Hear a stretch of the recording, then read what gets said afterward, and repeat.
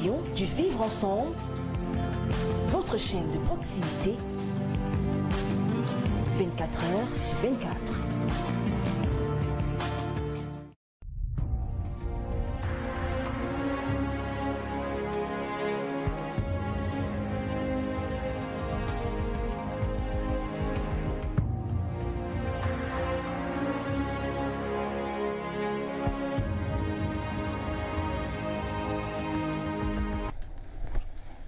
Mon dessein le plus cher, contribuer au bonheur du peuple du Cameroun. Que Dieu m'en donne la force. Mesdames, Messieurs, bonsoir. Ces propos ne sont pas de nous, mais de la personnalité qui nous fait l'honneur de sa présence ce soir. Ce soir, à vous la parole. Donne la parole justement à un homme politique, économiste de haut vol, chef traditionnel et bien évidemment maire à la commune de Monatélé. Célestin Bédigui, bonsoir. Bonsoir mon ami, cher monsieur, et bonsoir à tous les téléspectateurs qui vont nous accorder leur attention pendant ce temps que nous passerons ensemble. Je tiens tout de même à préciser que je ne suis pas maire de Monatélé, je suis premier adjoint au maire de Monatélé. Voilà, je vous en prie. Précisé. Alors avec vous, nous allons aborder des thématiques et des sujets qui vous sont chers. Nous allons par exemple évoquer le statut de la chefferie traditionnelle au Cameroun. Nous allons parler de décentralisation. Vous avez précisé que vous êtes le premier adjoint au maire. Nous allons évoquer l'économie. C'est une thématique dans laquelle vous êtes particulièrement exercé. Nous allons aussi, en conclusion d'émission, certainement parler du parcours qui est le vôtre et surtout de l'actualité politique qui est la vôtre. L'actualité politique et celle du PAL, votre parti bien évidemment. Alors, ce programme, il vous convient? Absolument, absolument. J'espère que nous aurons le temps d'évoquer tous ces aspects que vous avez évoqués et surtout que nous pourrons captiver ou capter l'attention des téléspectateurs. Il faut qu'au terme du temps que nous passerons ensemble, que chacun dise qu'il a appris quelque chose de nouveau, pas tant que ça sur Célestin Bédigui, mais sur l'évolution politique de notre pays depuis une trentaine d'années. Tout à fait, M. Bédigui. Pour permettre à ceux et celles qui nous font l'honneur et l'amitié de nous suivre ce soir, nous sommes allés à la rencontre de l'homme Bédigui que vous êtes, ceci au travers du portrait. Le portrait ce soir, encore, est une signature originale de Francine Ateba. C'est une forte canicule qui nous accueille dès notre arrivée dans la cité capitale de la Léquié, ce lundi 15 juin 2020.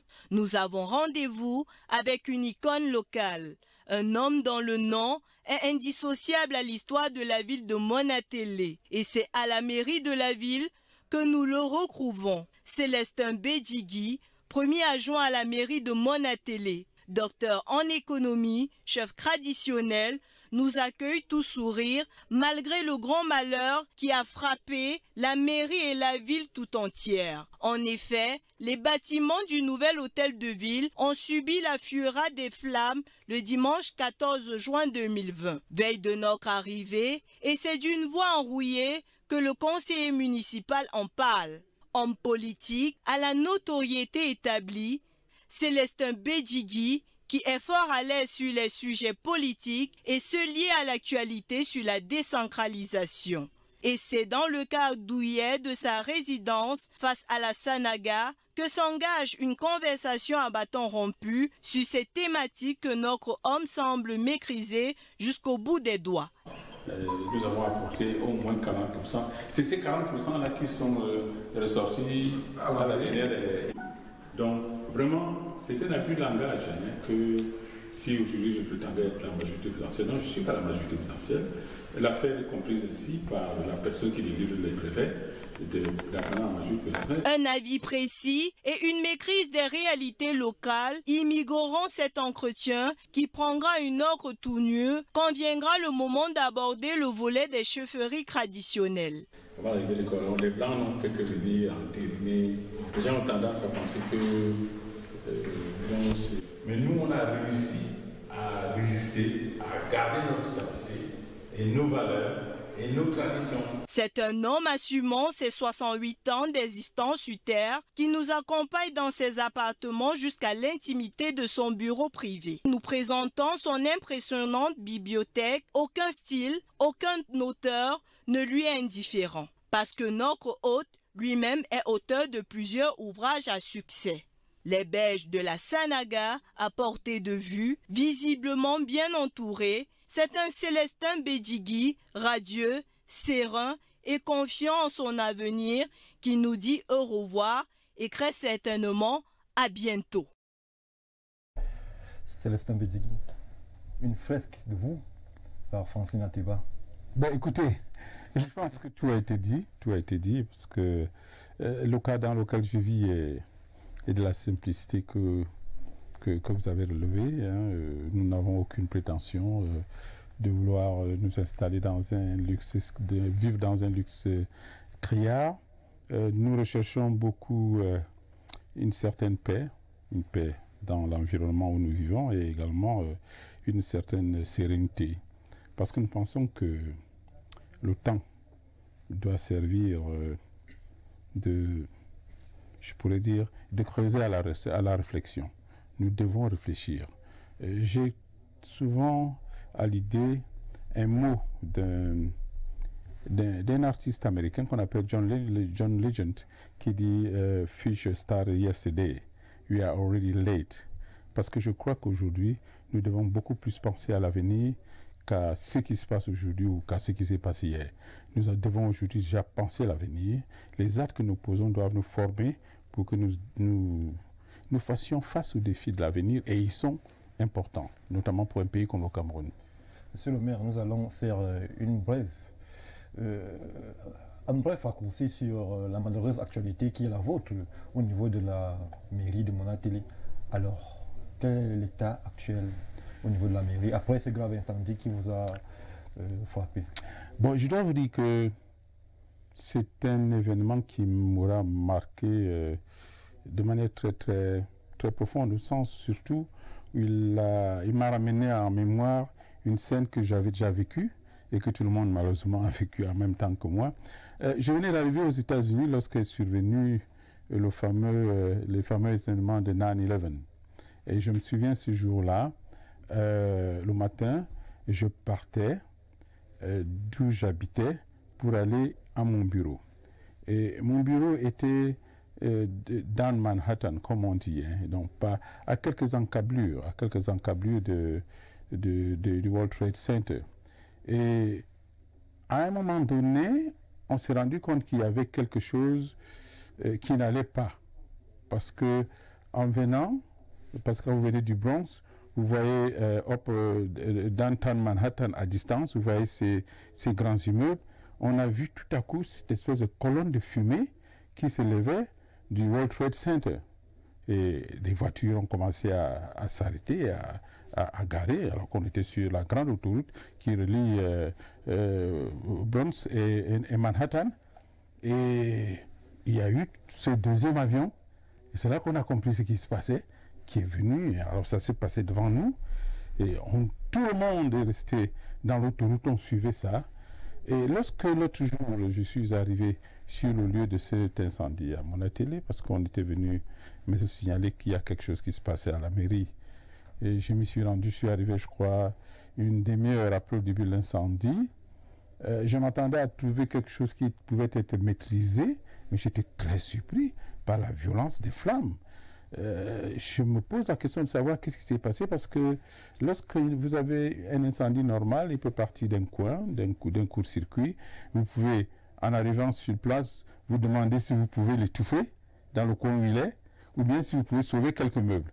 Mais lorsque je suis arrivé devant ce spectacle, c'est tout, je peux dire cet entrepôt, en vérité c'est l'annexe de la mairie où était entreposé tout le mobilier qui a été acheté pour équiper ce nouveau bâtiment. C'est tout l'entrepôt qui était en flammes, comme si on y avait saupoudré un liquide inflammable et que tout avait pris feu. Alors je me suis demandé, mais qu'est-ce que c'est que cette histoire? Vous dites? Vous soupçonnez une main criminelle? Je ne saurais m'avancer, mais je vous dis que j'ai été très surpris par la force des flammes, hein, et le fait surtout qu'elles soient répandues dans tout l'entrepôt sans qu'on ne comprenne très bien d'où elles pouvaient être parties. tous les coins étaient en feu et le centre était en feu et rien ne pouvait être récupéré. Tout ce qu'on a pu faire, tout ce que j'ai pu faire, ça a été d'organiser les populations qui étaient venues et qui utilisaient les seaux pour qu'on essaie de se défendre avant que je ne fasse venir une motopompe, pour qu'on essaye de bloquer l'évolution des flammes pour qu'elles ne sautent pas vers le bâtiment central. Alors, parce que dans ce cas, ça aurait été près des milliards de francs qui seraient partis en fumée. En tout état de cause, je crois quand même qu'on peut se satisfaire de ce qu'il n'y ait pas eu de pertes en vie humaine.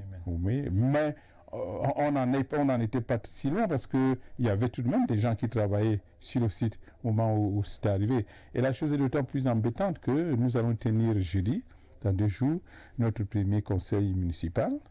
Et c'est dans ce bâtiment-là que nous devions le tenir.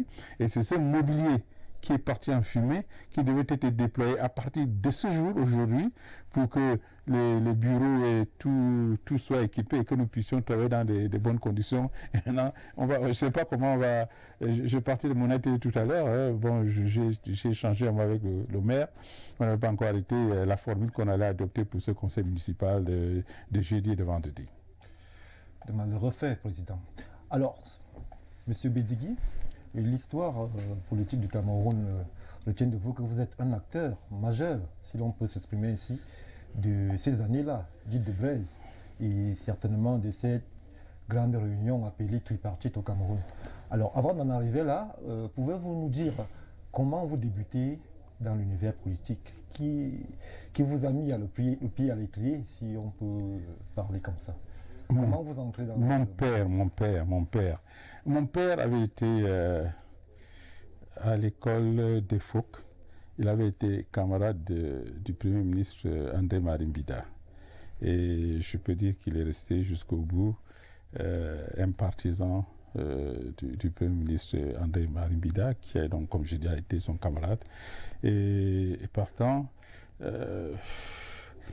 ce qui est arrivé, le destin politique de Mbida, est quelque chose qu'il partagera et qui entraînera ces conversations des années durant avec tout ce qui venait lui rendre visite. Je crois qu'on ne parlait pas d'autre chose que de politique. Et dans une perspective qui n'était pas à l'époque déjà très je pourrais dire pro-régime, hein, il faut quand même l'avouer. Alors je pense d'ailleurs que si d'une certaine manière nous avons gardé ou que nous avons toujours affiché cette forme d'indépendance, de pensée par rapport au régime en place, c'est de ce côté-là qu'il faut en chercher les germes. Vous dites? De votre père? Oui, je crois. Parce que mon père a été pendant toutes ces années-là, si on peut le dire aujourd'hui, hein, oui. Il a été un opposant, il a été très longuement un opposant au régime qui prévalait à l'époque. Et d'ailleurs, la chose s'est aggravée parce que j'ai mon grand frère qui est devenu, il était passé par l'école des enfants de troupes de Brazzaville. Il est parti en France, il est devenu, était pilote dans la Medley, l'un des premiers pilotes de l'armée camerounaise. Et parce que son origine semblait causer quelques... faisait comme on nourrissait à son égard des soupçons. On a voulu le faire partir de l'armée de l'air, d'où il était revenu, où il était lieutenant, pour le faire, pour l'envoyer à la première compagnie, on appelait ça à l'ouest, à l'armée de terre. Et mon père est allé, il a vu le général Briand, avec mon grand frère, je me souviens toujours, pour dire que il ne peut pas accepter que son fils, pilote de son État, soit reversé dans l'armée de terre et qu'on l'envoie dans une zone de combat et qu'il est venu pour lui signifier que que son fils démissionnait ce jour-là.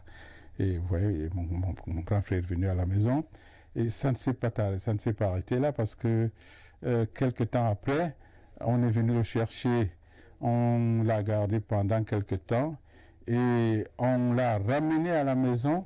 Et pendant des années, nous avons vécu avec 2 gendarmes qui rôdaient en permanence chez nous, du côté de Madagascar là-bas. Donc, il était presque en résidence surveillée. Vous comprenez qu'un contexte comme celui-là ne peut que nourrir dans une famille, ne peut que nourrir un certain réflexe d'opposants à l'époque. Mais à l'époque, il ne fallait surtout pas qu'on sache que vous êtes opposant, parce que ce serait même tout autre chose. Hein. Comment vous vous retrouvez donc à jouer les premiers rôles dans ce moment très sensible de l'histoire de notre pays? On vous a vu, la presse en a réellement fait écho de votre rôle dans tous ces conciliabules constituant la tripartite au Cameroun. Je crois que lorsque on arrive à l'ouverture démocratique dans ce pays, je vous ai déjà dit le bagage que j'avais, hein, c'est-à-dire vraiment une volonté d'exprimer quelque chose qui avait bercé, disons-le, hein, toute mon enfance, c'est-à-dire la pensée politique. J'ai décidé de créer un parti politique. À l'époque, j'étais à Douala. Dans une période un peu délicate de ma vie, je peux dire que dans une sorte de traversée du désert. Hein. J'avais été au brasserie du Cameroun, et puis j'avais été envoyé à Nobra comme directeur général adjoint. J'étais directeur au brasserie du Cameroun par une décision du gouvernement. J'étais envoyé à Nobra comme directeur général adjoint, et en moins d'une année, il y a eu une querelle terrible entre le propriétaire de la compagnie, M. Chanke, et les Danois, un conflit qui a fait que les Danois ont décidé de plier bagages et de s'en aller. Or, il se fait que, comme c'est une société qui était en cours de destructuration et dans laquelle le gouvernement a mis les billes pour soutenir M. Chanke, dès que les Danois sont partis, ils ont retiré les garanties qu'ils avaient fournies aux banques. Et du coup, du jour au lendemain, la société s'est écroulée sur nous.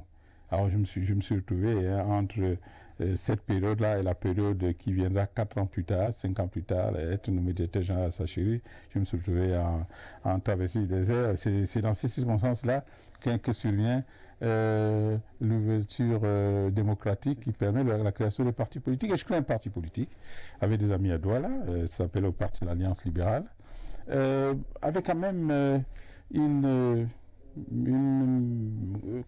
dominante dans notre manière de penser. Nous étions très indépendants. Nous étions plutôt partisans d'une approche, je dirais socio-libérale. Hein.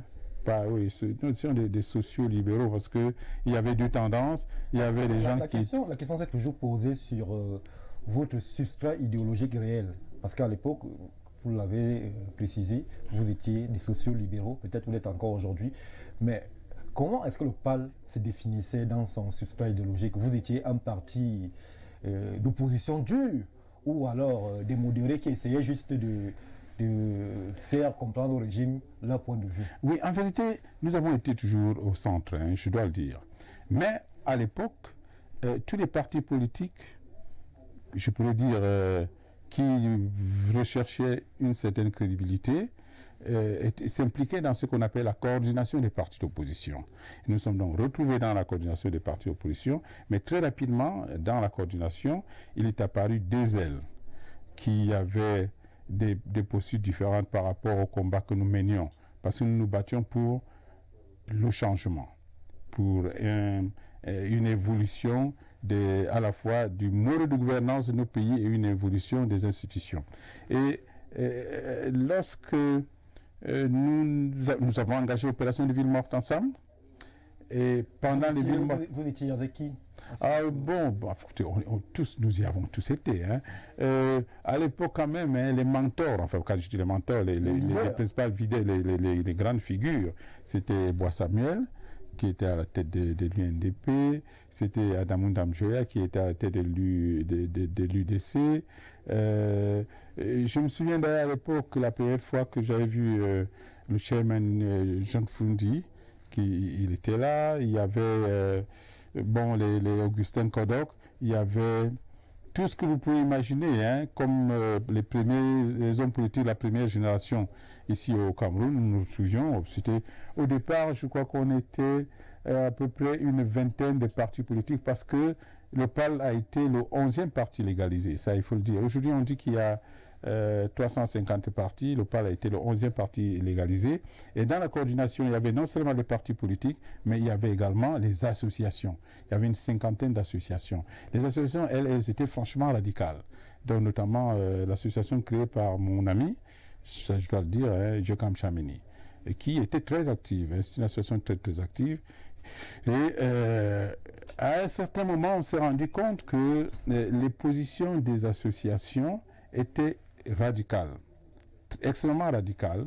Et celles des partis politiques l'étaient aussi, sauf que dans ce genre de dynamique, très rapidement, il y a ceux qui, parce qu'ils sont politiques, savent qu'ils ont des comptes à rendre aux populations, et d'autres qui sont plutôt des activistes qui poursuivent un but sans toutefois se soucier de ce que les populations penseront d'eux, parce qu'ils ne donnent jamais aux élections.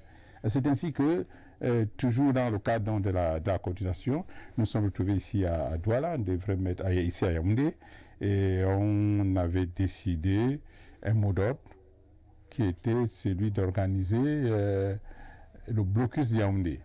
Et c'est sur ce mot d'ordre-là que s'est effectué, comment dirais-je, la scission de la coordination.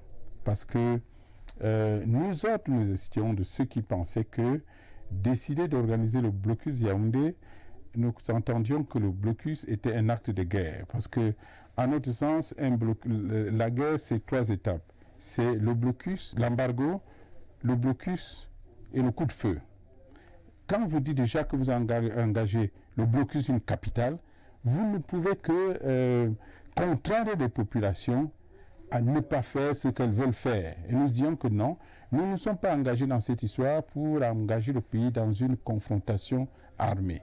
Qu'il fallait que nous continuions la pression politique dans laquelle nous étions engagés, c'est-à-dire les villes mortes. Alors qu'en face, il y en a qui disaient que non, il faut qu'on vote pour le blocus Yaoundé. Je me souviens ce jour-là, ça s'est passé au Lions Club.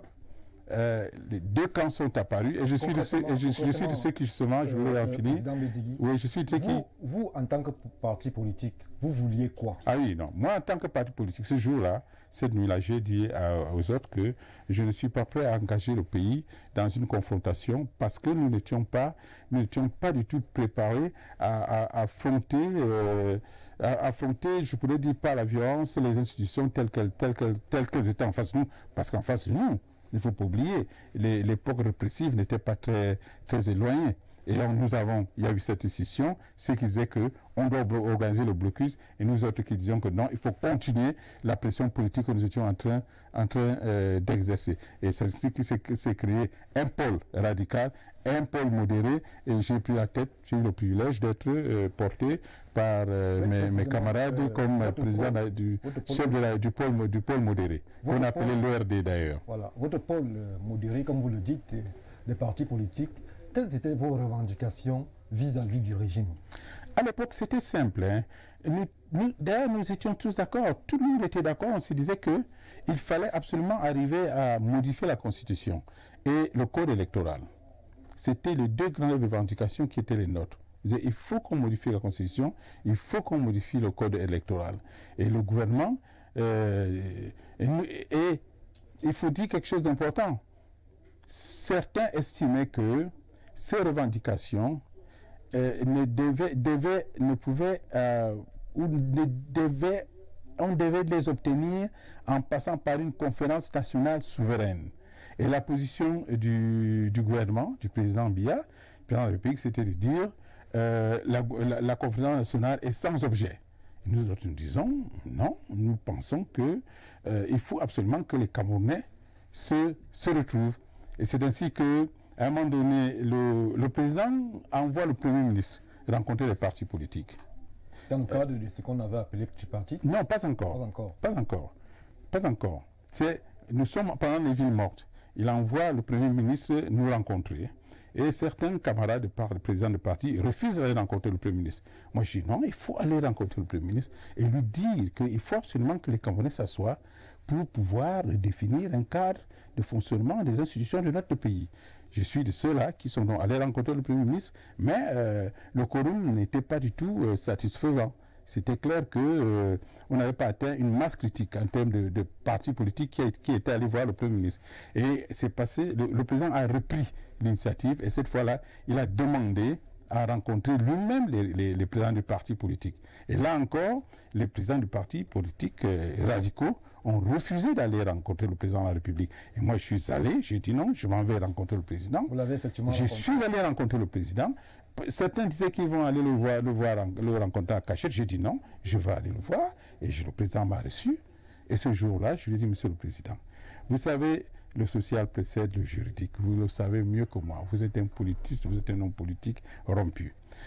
Les manifestations des populations doivent être prises en considération. Vous ne pouvez pas, après que les populations, depuis 5 mois, se sont mis en grève, c'est une grève générale, sans qu'on ait à leur offrir quelque contrepartie que ce soit, les gens restaient chez eux. Sur 8 provinces sur 10, le pays était bloqué. Il y avait une activité vraiment réduite au maximum. Je dis, monsieur le président, il faut que vous acceptiez que le peuple camerounais se réunisse. Et il m'a demandé, mais monsieur le président, vous savez, le président est très courtois dans sa manière de parler, mais vous voulez que les Camerounais se retrouvent, je suis d'accord, mais une conférence nationale, elle n'est pas inscrite dans nos institutions. Nous avons l'Assemblée, nous avons les conseils municipaux. Je suis là, je suis garant de la Constitution. Je vais maintenant accepter que quelque chose qui ne s'inscrit pas dans le cadre constitutionnel prenne le pas sur la Constitution. Je lui dis, monsieur le président, il faut malheureusement pourtant que les Camerounais se retrouvent et c'est là, pour la première fois, je pense que d'autres personnes aussi l'ont fait, que j'ai dit, il me dit, mais comment voyez-vous une telle réunion? J'ai dit, vous avez vu vous-même que quand vous appelez nos camarades de partis politiques, ils ne viennent pas. Il faut que ce soit, les camarades exigent que ce soit une rencontre publique. Il y aurait d'un côté les partis politiques et d'un autre côté le gouvernement. Et pourquoi pas d'autres. Nous, on pensait... À l'époque, on pensait à une espèce d'arbitrage qui associerait des figures intérieures et des figures extérieures. Et finalement, c'est de là qu'est partie l'idée, parce que nous avons mis un document, l'idée de faire quelque chose qui soit un tripartite. Il a transmis ce document au Premier ministre Ayatou. Et 2 jours plus tard, le Premier ministre Ayatou m'a appelé. Il me dit, écoutez, vous avez rencontré le chef de l'État, vous lui avez remis un document, vous avez préparé une structure de dialogue avec 3 parties, mais venez que nous travaillons dessus et qu'on voit comment ça peut se matérialiser. Et c'est ainsi que nous avons commencé à travailler sur la tripartite. Parce que le plus difficile à l'époque était de convaincre les gens d'accepter de venir à la tripartite. Et ça nous a pris exactement 3 mois avec le Premier ministre Ayatou pour que nous convainquions tous ceux qui ont accepté ce jour-là, qui ont envie de venir et qui viennent qu'on se retrouve pour la tripartite. Et là, il y a un point important. Président Bézigui, nous allons y revenir. Nous allons, mesdames, messieurs, faire la première halte de cette édition d'À vous la parole. Nous allons retrouver notre collègue Nadège Jouguin pour les questions des internautes. Alors Nadège, bonsoir. Bonsoir Stéphane. Comment tu vas? Ça va. Alors je te laisse en compagnie du président Bézigui, du parti de l'Alliance libérale. Bonsoir Sa Majesté Célestin Bézigui. Les hommages, madame. Bienvenue chez nous, chez vous. Je vous en prie, je suis honoré. Comment vous allez? Je vais bien, parfaitement. Et la chefferie de mon atelier, comment est-ce de mon Deligbe Koun. C'est une chefferie Deligbe Koun. C'est un village. Elle fonctionne bien. Nous avons, comme toutes les chefferies, un collège notable.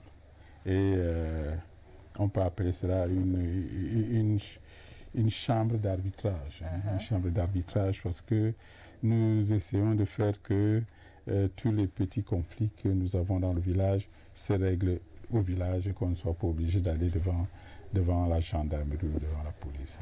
D'accord. Sa Majesté, vous allez vous prêter au jeu de questions fermées des internautes. S'il vous plaît. Répondre par oui ou non. Je vous en prie. Et puis la dernière question, elle est ouverte. Je vous en prie. D'accord. Le Cameroun devait-il créer sa propre monnaie? Oui, absolument. Absolument. D'ailleurs, je travaille dessus. Ça tombe bien. Sauf que ce sont des questions fermées. Vous répondez par oui ou non? Ah, d'accord. Ok, absolument. C'est oui, absolument. Ok. Le professeur Maurice Kamto peut-il être un exemple à suivre pour la jeunesse camerounaise? Vous savez, le professeur Kamto, c'est un homme politique. Et Sa tout Majesté, homme politique, ce sont en des tant questions que... fermées. Fermé. Oui ou non? J'ai quand même le droit de réserver ma réponse non plus, légalement. Bien Permettez-moi. Alors là, sur celle-là, vraiment, je préfère réserver ma réponse. Pensez-vous qu'une main cachée serait à l'origine de l'incendie de la bâtisse de la mairie de Monateli?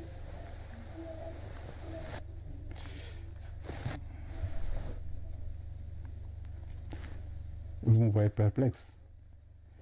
Je voudrais qu'on laisse la police faire son travail. D'accord. Le grand dialogue national inclusif a-t-il été bien mené? Non. D'accord. Sa Majesté, compte tenu de votre soutien politique au président de la République, son Excellence Paul Biya, pensez-vous mériter une quelconque nomination?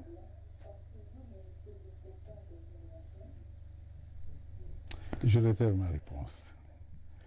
Le Cameroun est-il bien gouverné?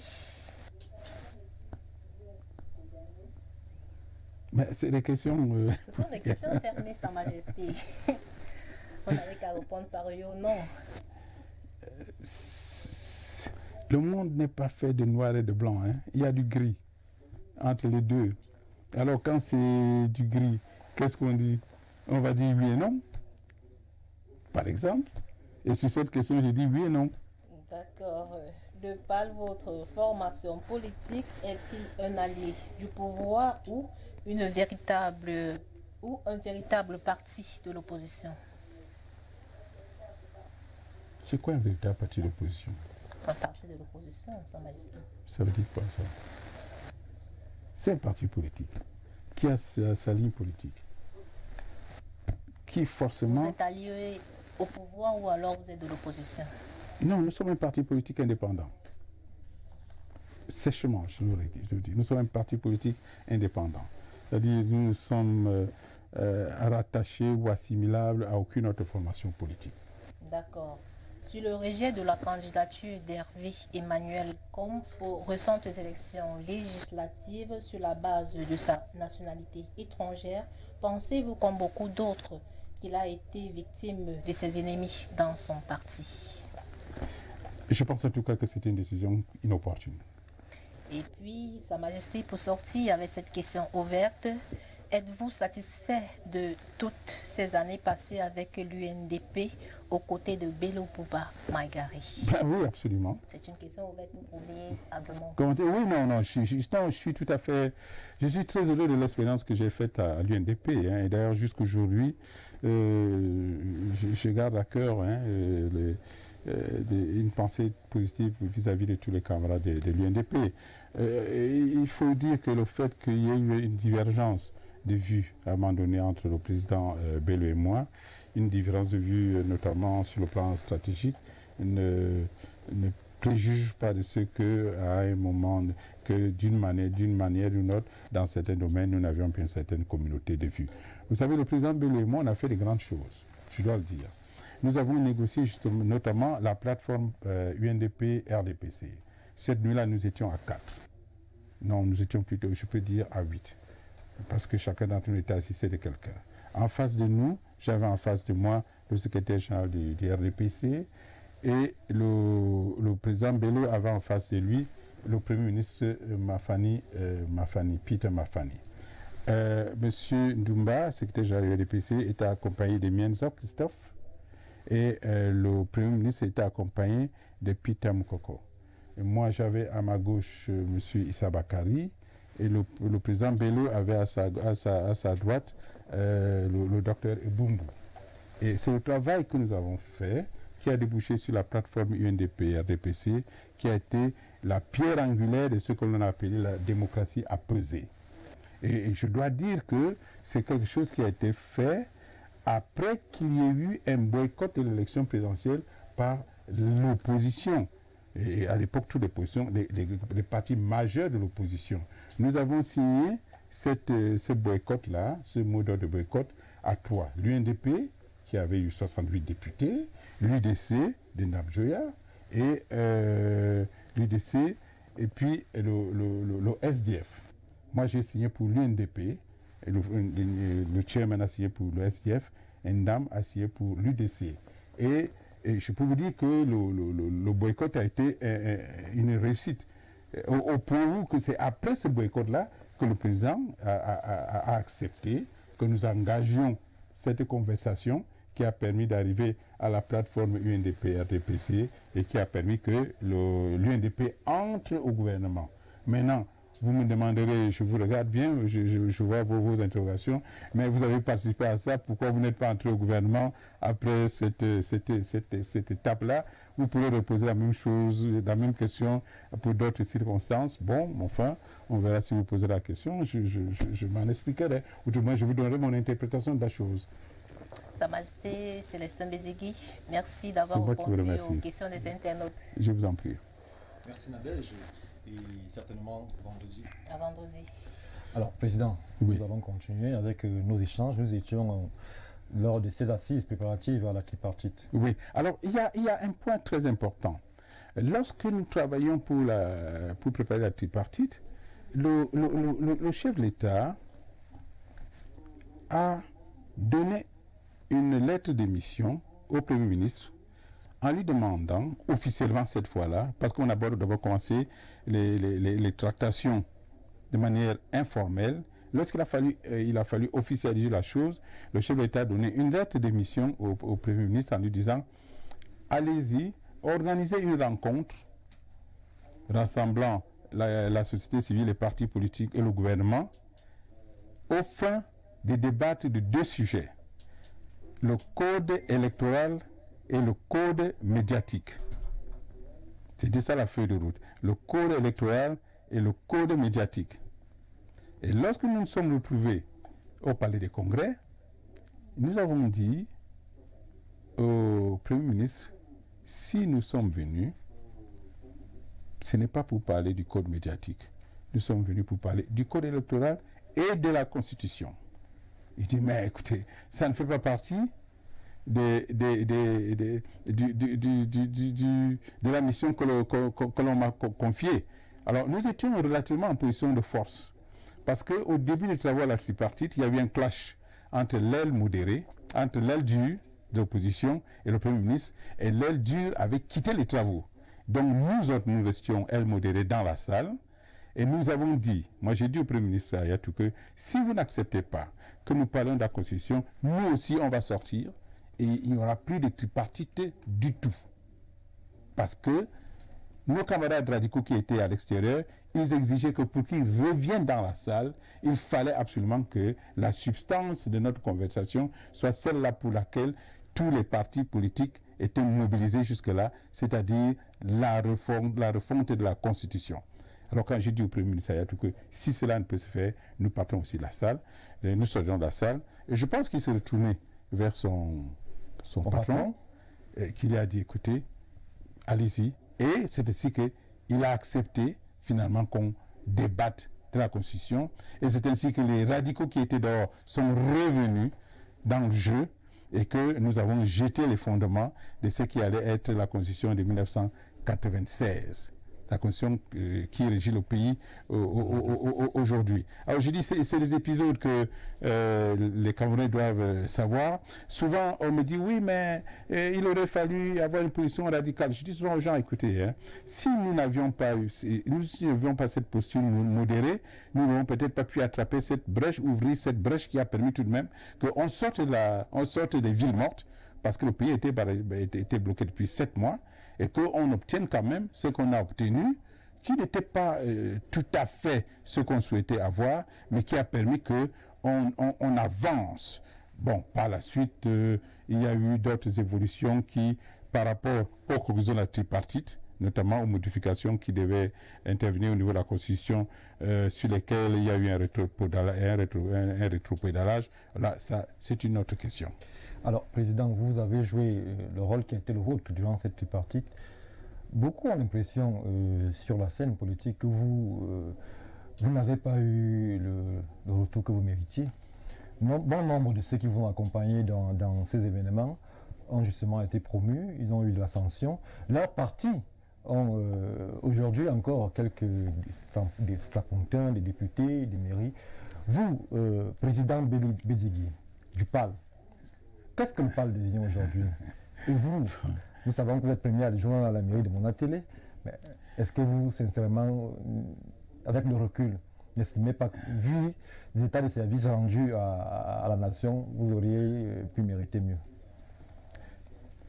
Vous savez, je ne sais pas si c'est à moi qu'il faut poser cette question. il faut la poser à la personne qui permet que les uns et les autres soient associés à la gestion de ces affaires, des affaires de ces pays. C'est effectif que certaines personnes peuvent se demander comment s'explique que au niveau de la tripartie, nous ayons joué le rôle que nous ayons joué, que ce soit terminé comme ça, c'est terminé. Au niveau de la démocratie, du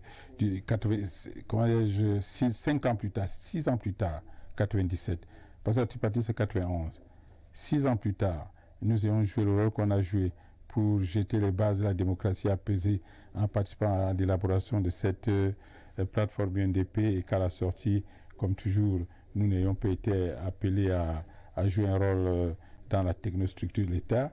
D'autres peuvent se demander pourquoi en 2018, en mars, nous avons été parmi les premiers à demander à dire que nous soutenons le candidat Biya, bien avant le G20 et toute autre dynamique, et qu'à la fin, on ne nous est pas vu non plus être appelés à être associés à la gestion du pays. Bon, il y a beaucoup de rendez-vous manqués, Président Bédard. Non, je crois que la question ne se pose pas à mon niveau. D'ailleurs, à cet effet, ça permet d'ailleurs de clarifier la chose. Hein.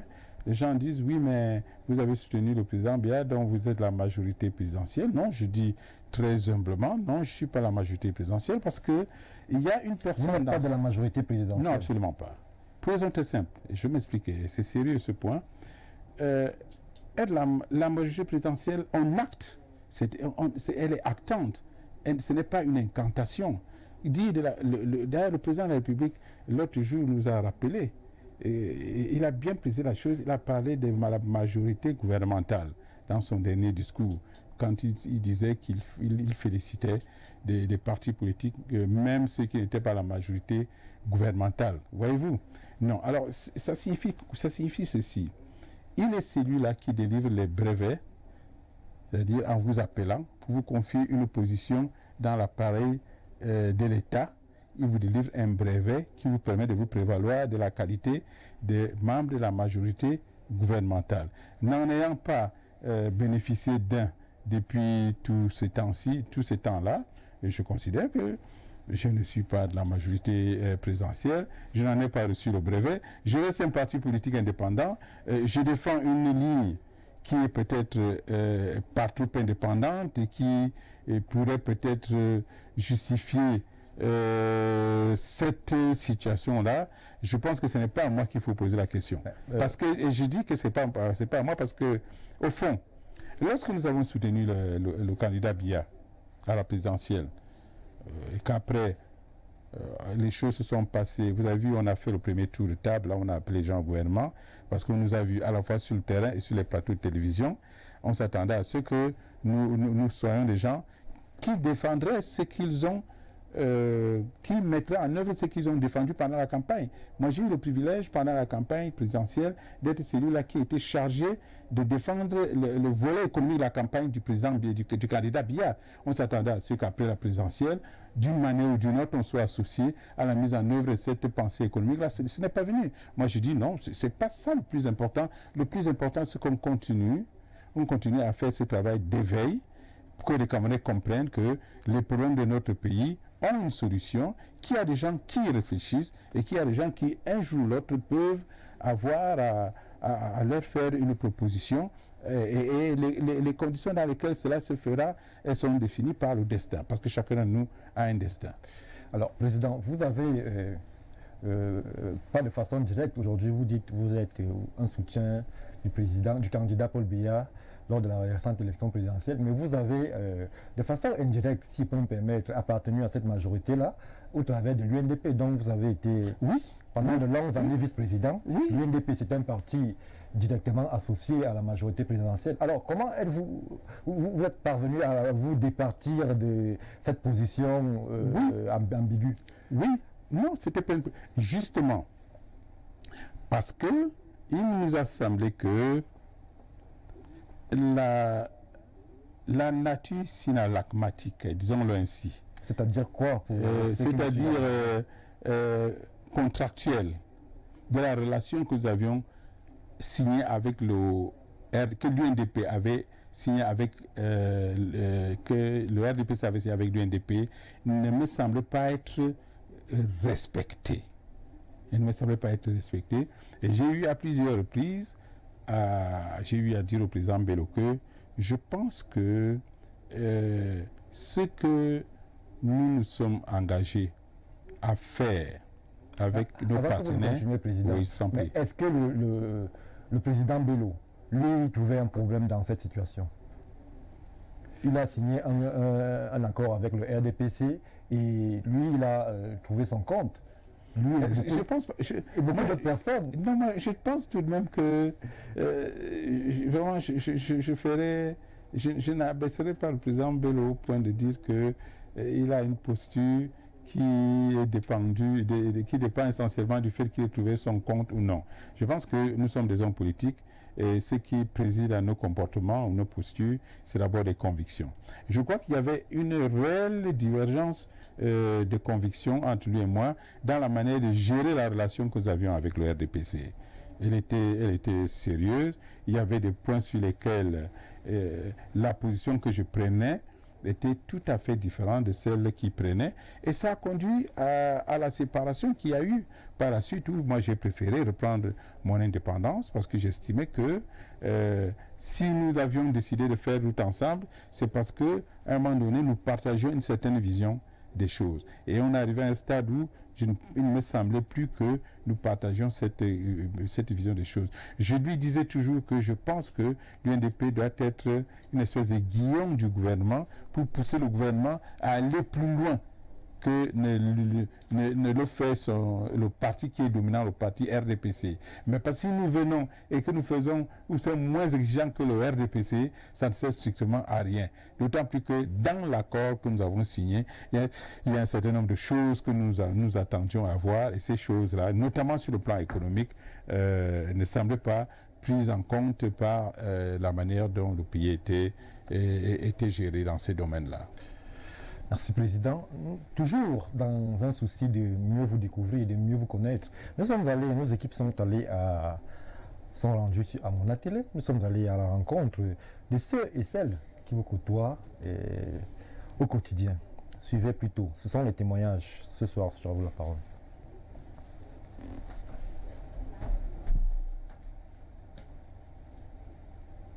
C'est une forte canicule qui nous accueille dès notre arrivée. Du président Bidjiki, qui est le premier adjoint actuel de la mairie de Monatili. Je le connais comme élite au départ, pas pour le poste du premier adjoint, quand il était directeur de la Sachérie. Il a fait de points forts à Monatili dans le cadre du développement. Il a fait sortir au moins 2 ou 3 ou 4 villages dans leur zone sombre. Il n'y avait pas de route, il le faisait, pas homme politique actuel, parce que c'est maintenant qu'il se démarque pour prouver qu'on peut sortir d'un camp pour l'autre, pour améliorer la vie totalement de la cité. Je pense bien en 1996, quand il est arrivé ici, pour se prononcer comme homme politique. Il a réuni, il a soulevé les masses, et cela n'a pas valu ce qu'on a eu aujourd'hui, parce qu'à l'époque, c'est lui qui était meneur. Forte surprise que quand il était en forme, en donnant vraiment le propre de lui-même, il n'a pas eu le poste qu'il a aujourd'hui. Chose curieuse, comme je retiens que la nature et le bon Dieu existent. Donc je crois qu'au jour d'aujourd'hui, il occupe un poste qui était le poste de 1996. Alors, comme qualité, c'est ce que je peux dire, qu'il est un homme sociable, qui veut le bien-être des autres. Pour dire défaut, nul n'est parfait. Il a un moment où il peut demeurer, comme ils disent, un étonne à 5 minutes à corriger ce que lui-même n'a pas pu retenir. Donc, un monsieur qui promptement peut vous dire que vous devez changer. Pendant ce temps, lui-même il a oublié qu'il devait changer en ne faisant pas brutaliser un système qu'il n'a pas installé. Nous sommes des êtres, nous avons des comportements qu'il sache à un moment donné qu'on peut balayer un peu sans faire trop de bruit. Mais à retenir une chose, c'est une personne qu'il fallait pour cette cité. Une personne qu'il fallait pour cette cité. Nous pouvons remercier que le bon Dieu a soutenu ce monsieur en le mettant peut-être hors du coma. On pouvait le trouver en cette période déjà mort. Et comme ce n'est pas arrivé, le bon Dieu a prouvé qu'il peut garder les gens qui ont un respect de donner la vie aux autres. C'est presque ça. Je connais beaucoup du président. C'est un homme direct, qui est sentimental, qui a souvent, il a toujours eu, il aime disons la famille, il aime les gens autour de lui, il aime vivre avec les gens, il aime causer avec les gens, il aime apprendre aux gens à faire ce qui est, disons, à être honnête. Et c'est ce que je connais beaucoup plus de lui. Mais il a aussi une partie. Quand vraiment vous voulez déjà aller ou faire ce qui n'est pas droit, c'est là où vous voyez sa vraie face, parce qu'il n'aime pas des choses qui ne sont pas... Il aime l'honnêteté, il aime la droiture. Alors, Président, ce sont ces qualités-là qui vous guident aussi en politique. Oui. Cette rigueur, cette fermeté-là que les personnes qui vous connaissent, dont elles parlent. Oui, voyez-vous, il est souvent, c'est une bonne chose souvent d'écouter les autres, parce qu'ils sont comme un miroir, hein. Ils vous renvoient de vous une image et ça peut aussi servir à changer. Ça peut servir à changer parce qu'on n'est pas parfait. D'ailleurs, l'homme, sinon, ce n'est pas l'homme. L'homme est fait d'imperfections. Et d'écouter les autres vous permet de voir ce que vous-même, vous ne voyez pas de vous. Bon, j'écoute ça, j'apprends les choses. Alors, Président, aujourd'hui, vous êtes premier adjoint à la mairie de Monatélé. Comment peut-on évoquer les circonstances de votre arrivée dans ce conseil? Non, mais c'est une étape, hein. C'est une étape. Et d'ailleurs, je crois qu'il faut que... Le témoignage de M. Nké relevait que ce n'est pas la première fois que vous déployez dans cette entreprise. Oui. Et qu'aujourd'hui, vous étiez plutôt outsider, qu'il y a des années, vous sembliez être ce cheval-là sur qui il fallait miser. Oui. Pourquoi aujourd'hui et pas hier?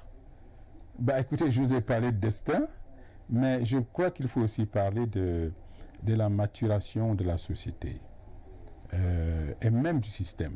Il faut dire qu'en 1996, il faut me dire que ce n'était pas hier, c'était il y a 25 ans, le système n'était pas ce qu'il est aujourd'hui. C'est d'ailleurs l'occasion de dire que le combat que nous menons depuis cette époque-là, il y a 25 ans, je considère qu'il n'est pas vain. La preuve est que on arrive aujourd'hui à obtenir des choses que nous n'avons pas pu obtenir à l'époque. Parce qu'à l'époque, nous avions un poids qui était beaucoup plus visible qu'aujourd'hui, en termes de capacité, de déploiement sur le terrain.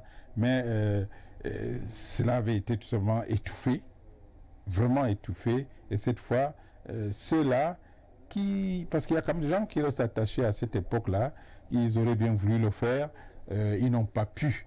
D'ailleurs, il faut dire que n'ayant pas pu le faire sur le terrain, sur le plan électoral, aujourd'hui ils sont en train de vouloir le faire devant les cours de justice de l'État. Vous savez, nous sommes toujours à la Cour suprême. L'élection à Monatélé a failli être annulée.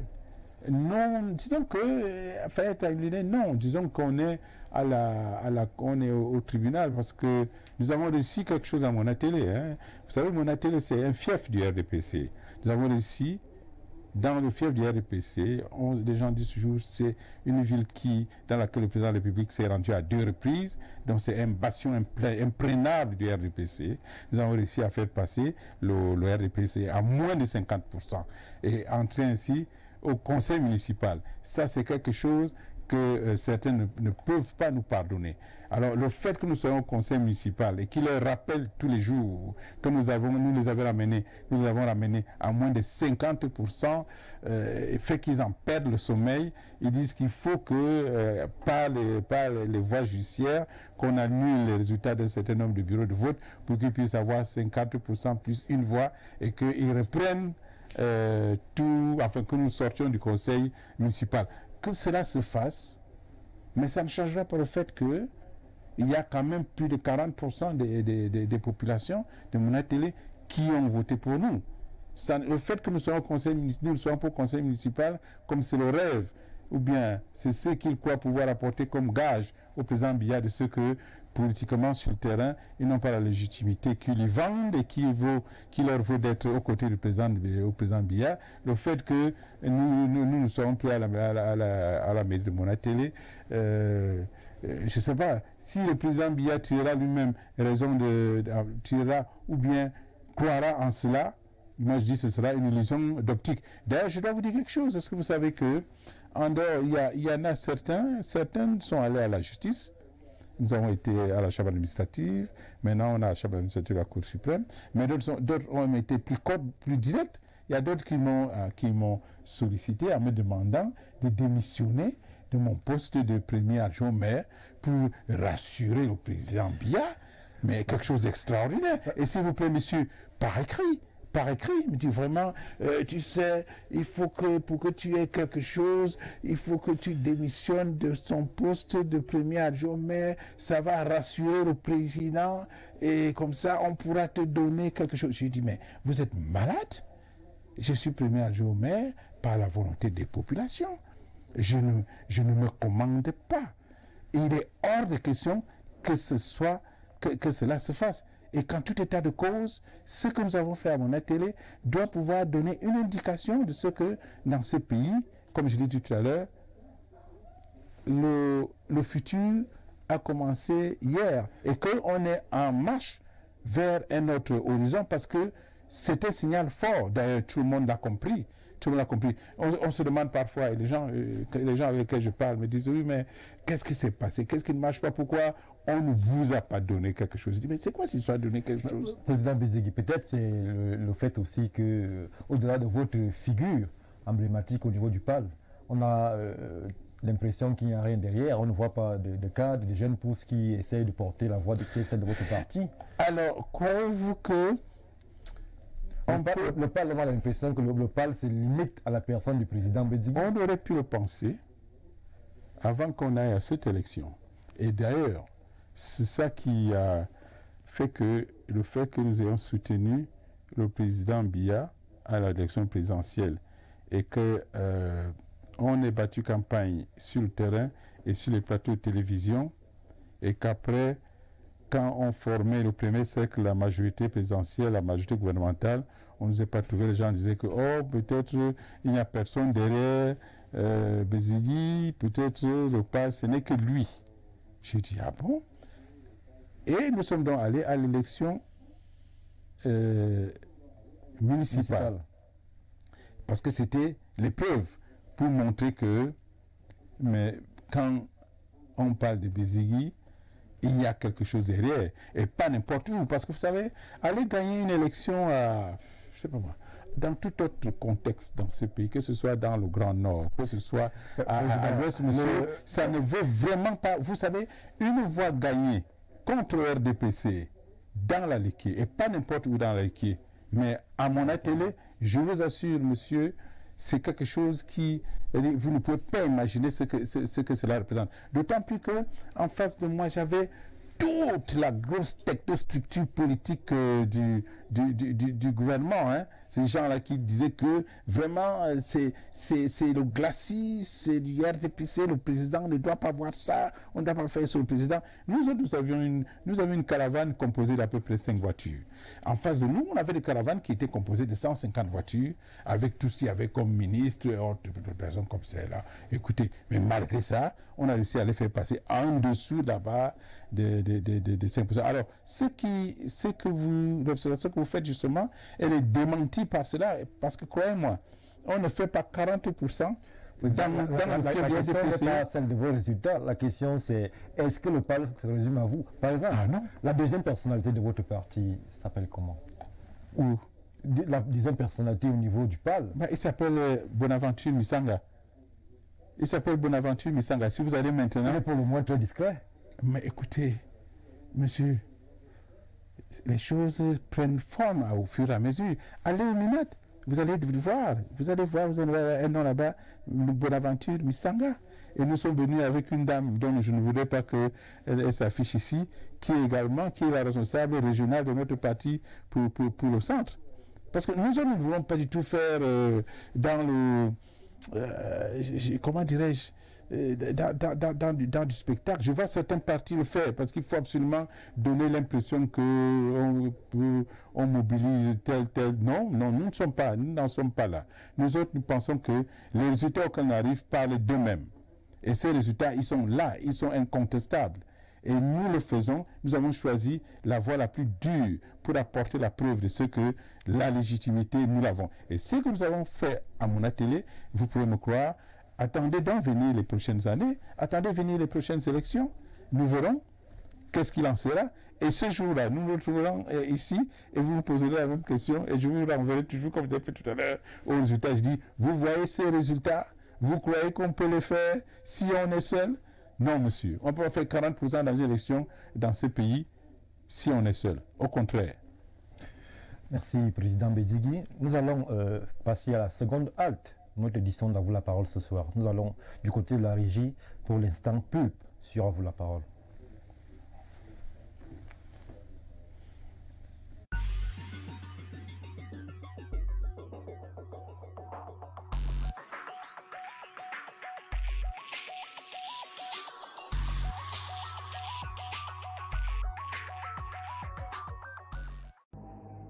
Il était 8 h le 10 avril 2019 lorsque Vision Finance SA ouvrait officiellement ses portes au Cameroun avec, entre autres, le défi de faciliter l'accès au financement, véritable socle de création de richesse et de développement. Une année d'implantation pointue dont le bilan promet un avenir radieux. Vision Finance a pour objectif de participer à l'inclusion financière et au développement de son réseau. Et ceci par le truchement du président du conseil d'administration qui a pensé ce projet. Et aujourd'hui, nous avons financé l'économie à 98% de nos objectifs. Des nouvelles rassurantes qui méritaient de célébrer ce premier anniversaire avec faste et solennité, sans compter avec la situation sanitaire en cours dans le monde qui est venue imposer une autre réalité. Rendu à 1 an, on aurait souhaité célébrer notre anniversaire de lancement avec notre aimable clientèle et les autres prospects pour partager ensemble cette réussite, mais qui n'est qu'à son début parce que nous avons encore beaucoup à faire, nous avons du chemin et prenant en compte toutes les observations, les critiques, on sera toujours prêt à améliorer. Et c'est d'ailleurs dans cette optique que nous avons pensé, prenant en compte la situation sanitaire qui prévaut et intégrant également la circulaire de la COBAC, améliorer la qualité des services par la monétique. En l'espace d'1 an donc, Vision Finance SA vient de rendre sa monétique opérationnelle. C'est à croire que cette accroche forte qui résonne encore dans la conscience collective était une véritable alerte. Nous sommes là. Nous sommes là effectivement avec nos cartes. Toutes ces cartes vous donnent déjà accès aux opérations au niveau des distributeurs de Vision Finance et de tous les distributeurs de toutes les banques CEMAC du réseau JIMAC. Un ensemble de cartes avec des solutions précises qui offrent une palette de choix aux différents porteurs, le premier choix étant celui de la dénomination. La première carte, on l'appelle Ayon, c'est sa marque commerciale. Elle symbolise le rayonnement. Celle-ci, elle est destinée aux petits commerçants. La deuxième carte, c'est Essingan. Celle-ci, elle est destinée aux salariés. Je veux parler ici beaucoup plus des fonctionnaires. La troisième carte, elle, c'est Asimba. Asimba, nous l'avons appelée Miracle. La quatrième carte, c'est Diamond. C'est la carte Prestige. Des cartes Vision Finance SA à utiliser sur n'importe quel distributeur des banques du système JIMAC au Cameroun et en Afrique centrale, avec des précisions qui valent la peine d'être faites aux usagers. Dans le cas où un client de Vision Finance arrivait à opérer dans un GAB qui est celui d'un autre partenaire du JIMAC, il plaint directement à celui qui héberge ce GAB pour avoir une prise en charge rapide et une solution rapide, n'est-ce pas, à sa préoccupation. Vision Finance SA, spécialisée dans la finance inclusive, a fait de la communication son essentiel et est rentrée dans les habitudes de consommation des foyers avec une forte adhésion populaire aux solutions disponibles. J'ai choisi la carte Asimba qui me permet de chouquer 1 500 000 francs par semaine à tout moment, aux heures où j'ai besoin pour m'occuper de ma famille et gérer mes affaires comme il se doit. Je ne suis plus obligé de venir m'aligner au guichet et perdre les business que j'ai à faire là dehors. Avec ma carte Asimba, tout est réglé. Depuis le lancement des souscriptions des cartes à Vision Finance, nous remarquons une affluence vraiment accrue à nos guichets. Et compte tenu de la pandémie, de l'heure, nous prenons également des mesures afin de permettre à tous les potentiels souscripteurs de pouvoir souscrire en toute sérénité. Par ces temps de confinement et de distanciation sociale, l'effectivité des cartes pour les usagers actuels et futurs des solutions de Vision Finance SA était de mise. J'invite notre clientèle qui nous a fait confiance à venir massivement à nos guichets, effectivement pour souscrire à ce nouveau produit que Vision Finance a bien voulu mettre à votre disposition pour davantage être proche de vous et respecter également les conditions de distanciation sociale et notamment toutes les mesures prises par le gouvernement. Nous croyons au changement par l'effort et à l'avenir dans la finance. Nous, Vision Finance SA. Vision Finance, l'avenir dans la finance. Coronavirus. Pour vous protéger et protéger les autres du coronavirus, adoptez ces gestes simples. Lavez-vous très régulièrement les mains ou utilisez une solution hydroalcoolique. Toussez ou éternuez dans votre coude ou dans un mouchoir. Utilisez des mouchoirs à usage unique, puis jetez-les. Saluez sans serrer la main et évitez les embrassades. Ceci est un message de la Caisse nationale de prévoyance sociale. CNPS. You will never live alone.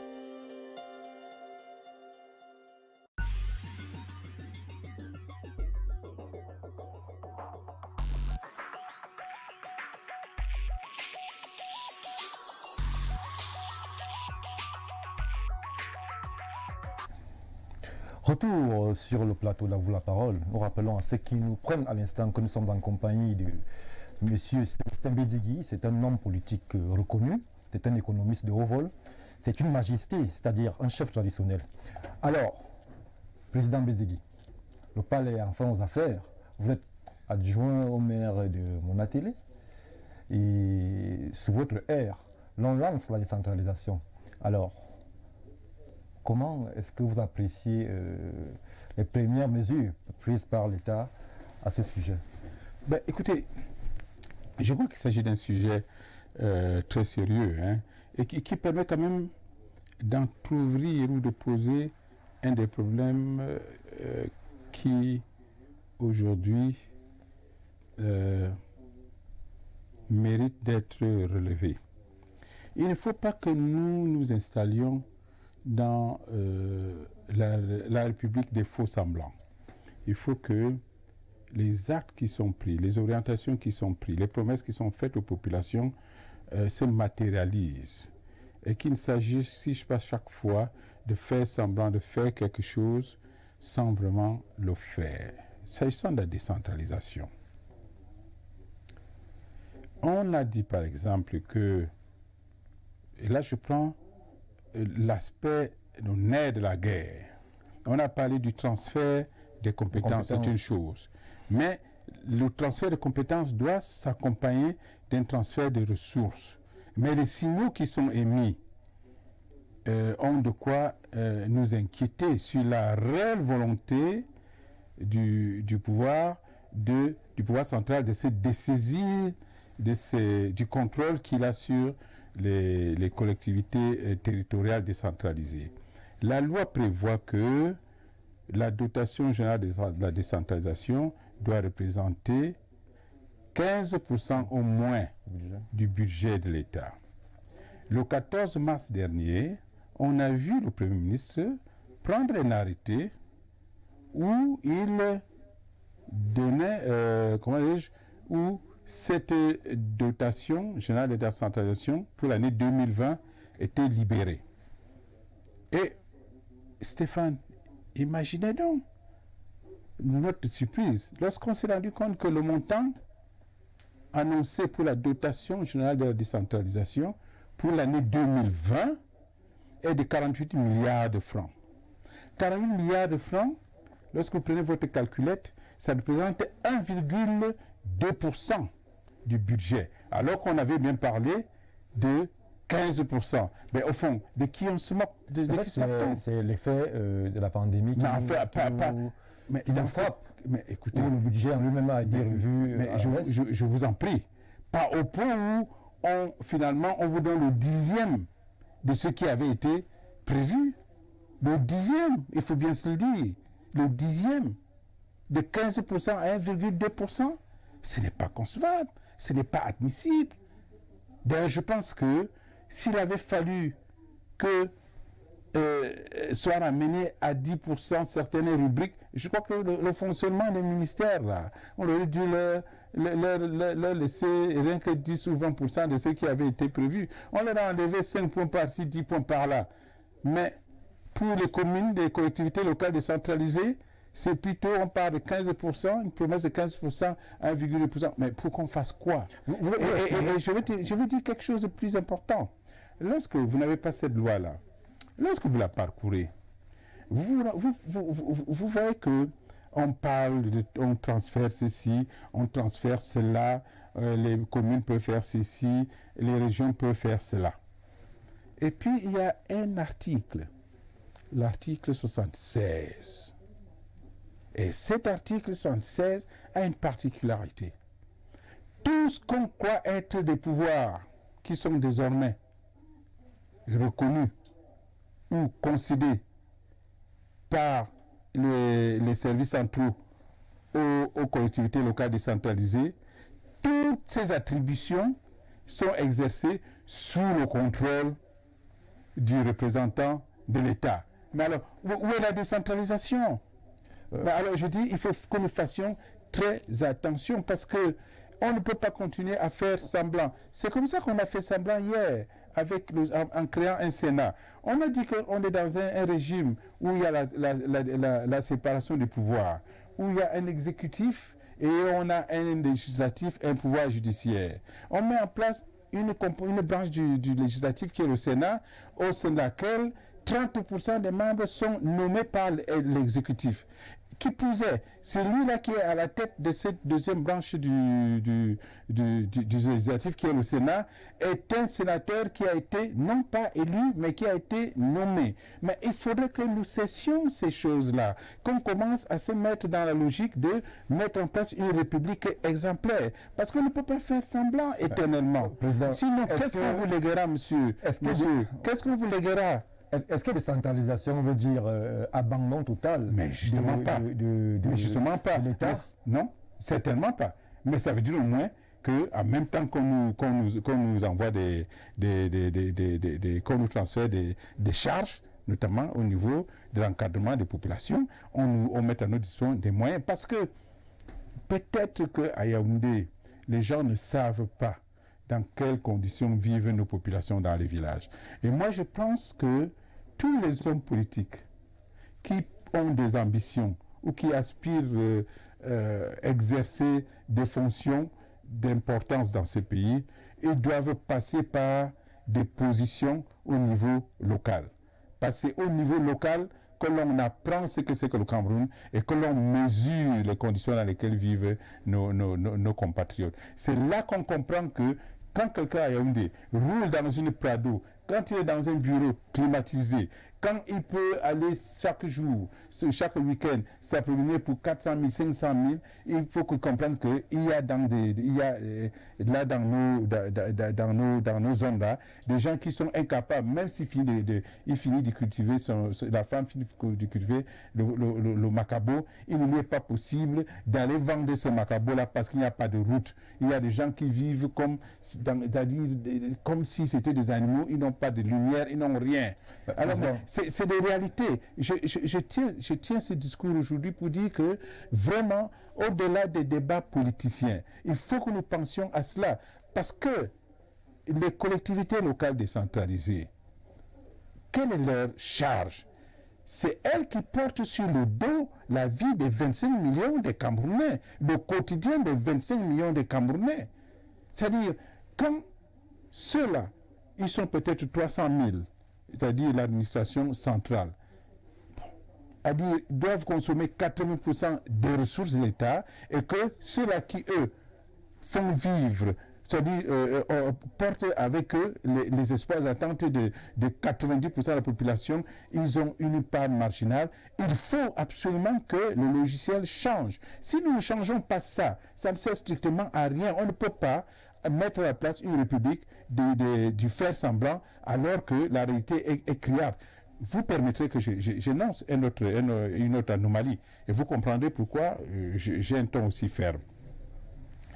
Parce que les partis politiques se retrouvent logés à la même enseigne que les collectivités locales décentralisées en termes de, je pourrais dire, d'abus.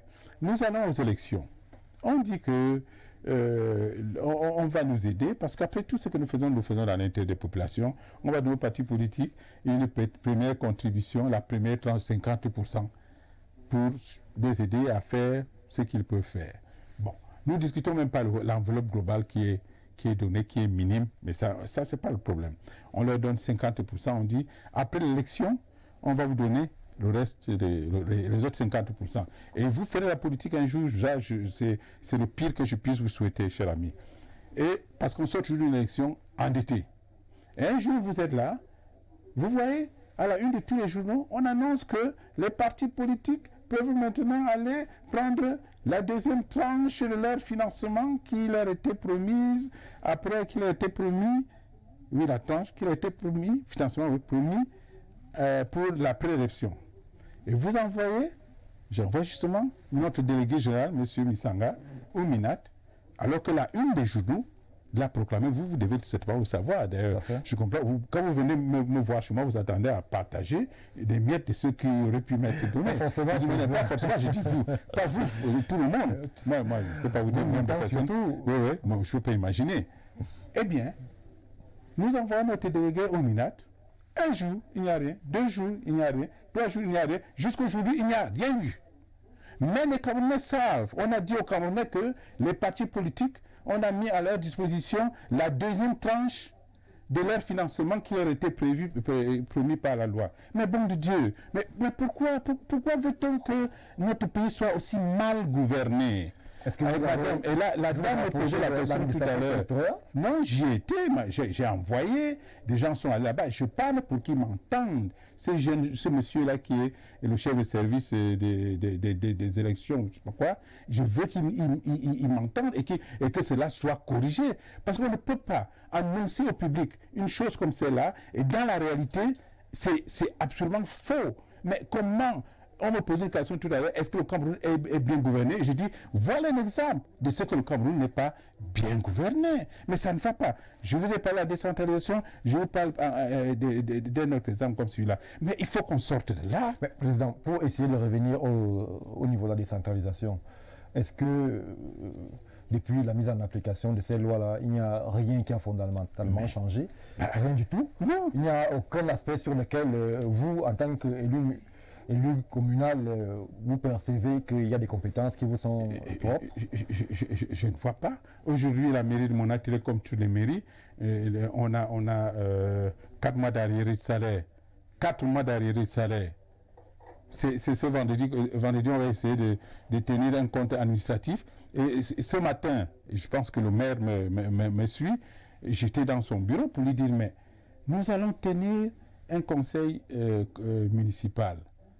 Pendant ce temps, nos employés sont là, ils ne sont pas payés depuis 4 mois. Mais bon Dieu, et on attend les centimes additionnels communaux qui vont peut-être venir dans 1 mois ou dans 2 mois. Alors, mais et quand on prend par exemple la décision pour lutter contre le Covid, moi je veux bien, on prend une mesure pour lutter contre le Covid, pour alléger les conditions de vie ou d'activité de certaines couches sensibles. Nous sommes d'accord. On dit, on ne paie plus la TVA. Non, l'impôt libératoire. On ne paie plus les tickets de quai. On ne paie plus les places de tickets de marché. OK?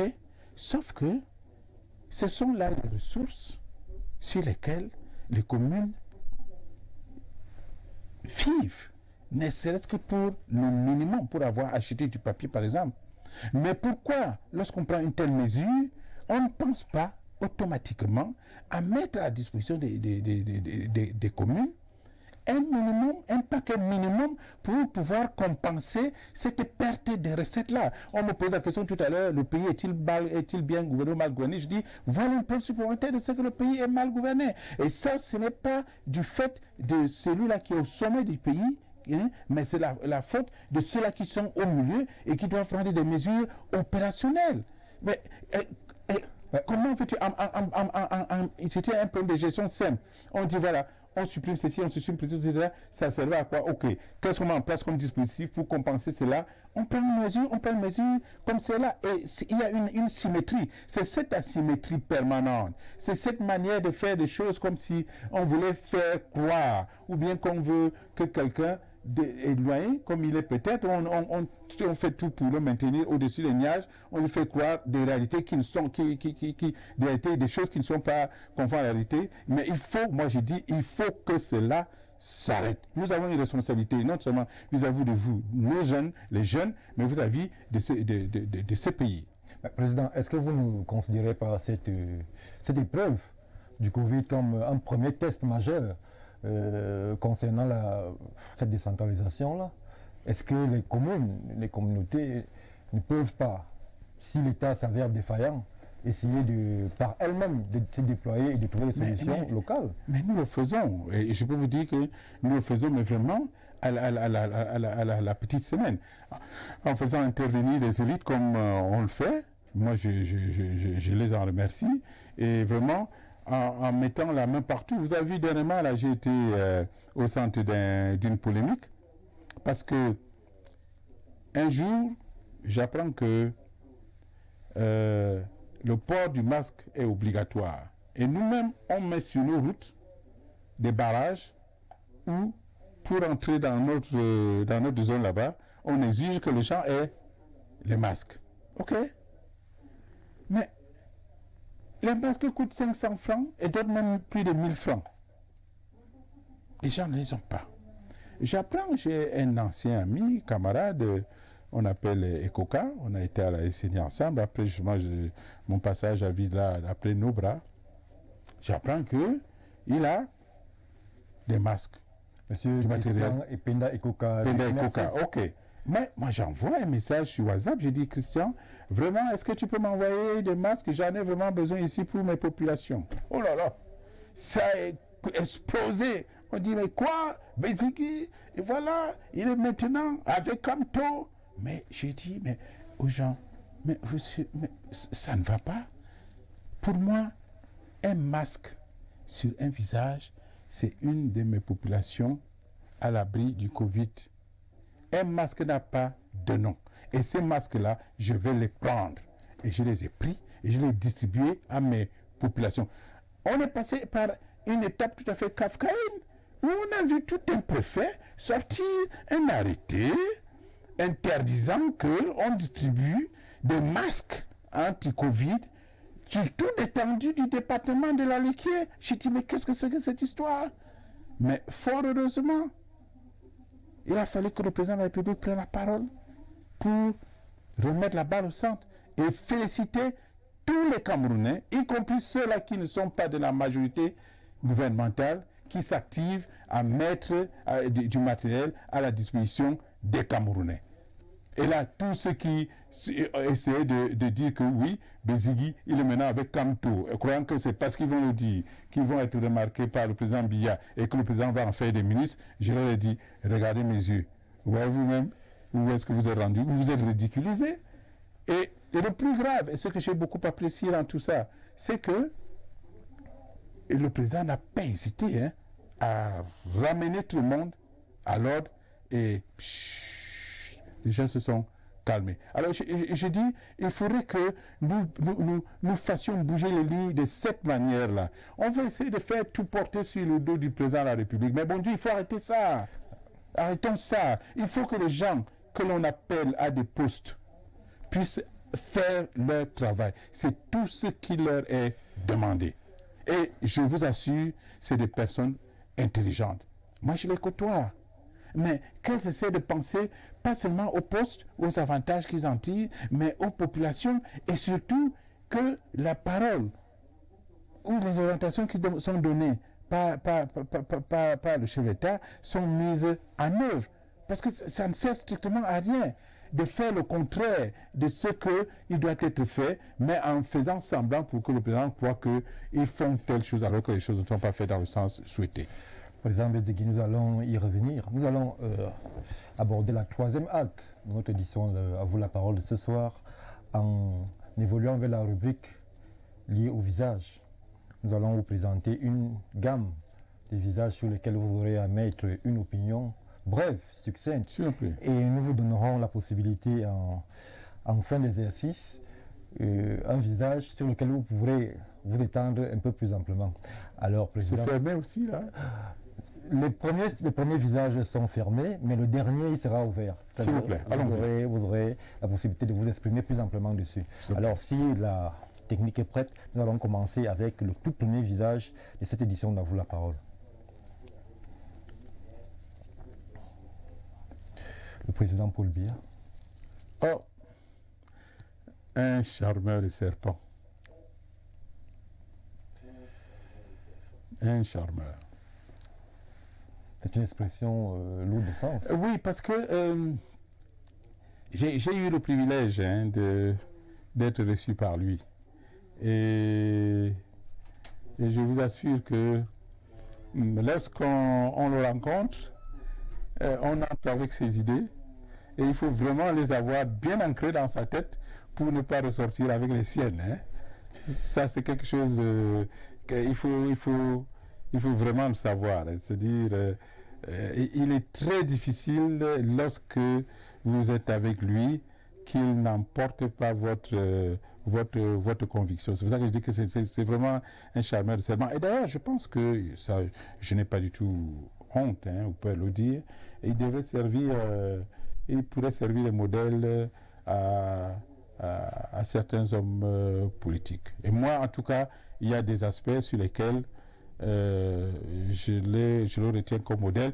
Bien sûr qu'il y a d'autres sur lesquels j'ai une attitude un peu plus mitigée. Vous remarquez que nous vous avons laissé développer parce qu'il s'agissait justement de son Excellence Paul Biya, le président de la République. Absolument, absolument. Nous allons aller avec le second visage.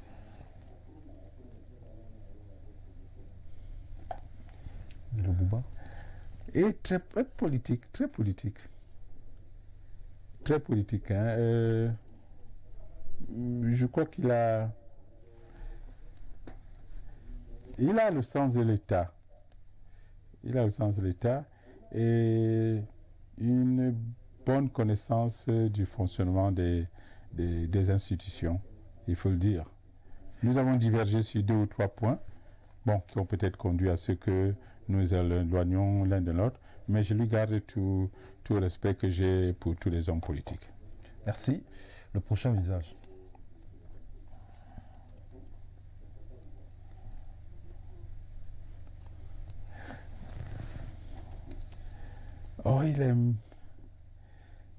C'est un homme du peuple. Hein. Il est resté un homme du peuple. Il a une très grande sensibilité de ce que le peuple souhaite ou de ce que le peuple ressent. Il a ça. Il a gardé cela. Maintenant, d'accord. Le prochain maintenant, visage. je crois que le reste appartient à l'histoire.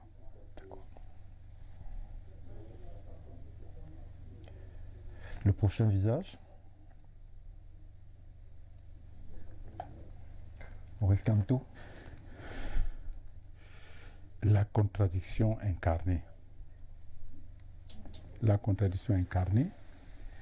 C'est-à-dire, le courage, vraiment, on ne saurait lui en dénier. C'est un homme de courage et de conviction. Maintenant, personnellement, j'ai quelques questions que je me pose par rapport à la cohérence de certaines postures au regard à la fois et de son courage et de son profil intellectuel, mais de certains actes qu'il pose. J'ai commencé mes études par l'étude supérieure, une licence en droit. Oui, non, j'ai fini. Une licence en droit et sciences économiques, mais surtout droit. Et parmi les enseignements que j'ai retenus, il y a la notion de l'autorité de la chose jugée. C'est quelque chose qu'on nous apprend en première ou en deuxième année, et ça m'est resté à l'esprit. Et quelqu'un qui est un grand maître du droit comme lui, je crois qu'il a aussi, on lui a inculqué cette notion-là. Et parfois, je me demande qu'est-ce qu'il fait de cette notion-là que nos maîtres nous ont inculqué, parce que nous sommes la même génération, donc nous avons eu les mêmes maîtres en Guayaquil. Qu'est-ce qu'il fait de l'autorité de la chose jugée? Merci. Le prochain visage. Oui. Samuel Lebois. Oui. Vous savez, je vous ai dit tout à l'heure que quand nous avons commencé à la coordination, il était la principale figure, hein, parce que vous doutez bien, il avait été secrétaire général à la présidence de la République sur le président Aïdjo. Il avait été ministre d'État sur le président Biya. Et avoir le courage de partir de ce piédestal pour se retrouver dans une espèce de grand hall avec des jeunes qui se disaient leaders de parti ou président d'association, vraiment indiquait tout de même une certaine force intérieure. C'est dommage que son aventure politique, notamment la manière dont il a été, vraiment, j'utilise le terme, dégagé de la tête de l'UNDP, une UNDP à qui il avait apporté toute sa crédibilité à sa création. D'une part, c'est dommage qu'il ait été dégagé de cette manière-là, et surtout qu'il ait eu à subir les sévices physiques qu'il a eu à subir pendant que nous étions à la coordination, parce qu'à l'époque, il avait déjà 65 ans. Et il est arrivé quelque chose d'absolument monstrueux. On lui a donné une fessée. Les gens blaguent jusqu'aujourd'hui par des fessées nationales, mais j'ai toujours trouvé que c'était un acte criminel que d'avoir à violenter physiquement un homme de cet âge-là qui, au de surcroît, avait eu à occuper des fonctions qu'il a eu à occuper. C'est dommage. Nous lui devons des excuses pour ça. D'où il est, j'espère qu'il me suit. Merci. Le prochain visage. Qui est-ce? Biloua ici. Plus connu sous le nom de commissaire X. Non, c'est un produit de la laitier. Oui, oui, oui. Non, c'est un courageux. Hein? C'est tout ce que je peux dire. C'est un courageux. C'est un patriote. C'est un patriote très courageux. C'est courageux. D'accord. Le prochain visage. Ah, ça c'est un grand frère, c'est un ami. Donc Somba, oui, c'est un ami. Prochain visage. Pius Ndiawe. Oh, messager. C'est mon fils. C'est vraiment mon fils. Je peux dire que nous avons co-géré le messager pendant près de 20 ans. C'est moi qui l'ai tiré de Bafoussam, où je l'ai rencontré. Il venait de créer un petit journal sportif qu'on appelait le messager sportif. Et un jour, c'est moi qui étais le patron du commercial des brasseries pour l'ensemble de l'Ouest et du Nord-Ouest. C'est la première fois qu'il arrivait que ce soit un Camerounais qui occupe ce poste. Hein. On est en 1983. Et on me dit qu'un jeune veut me voir. Il vient devant moi et il me dit, voilà, j'ai un journaliste ici, le messager sportif. J'ai un journal, je veux dire. Et vous allez faire, on fait la coupe top. Je voudrais pouvoir la couvrir. Je lui ai dit, non, ça, je suis content.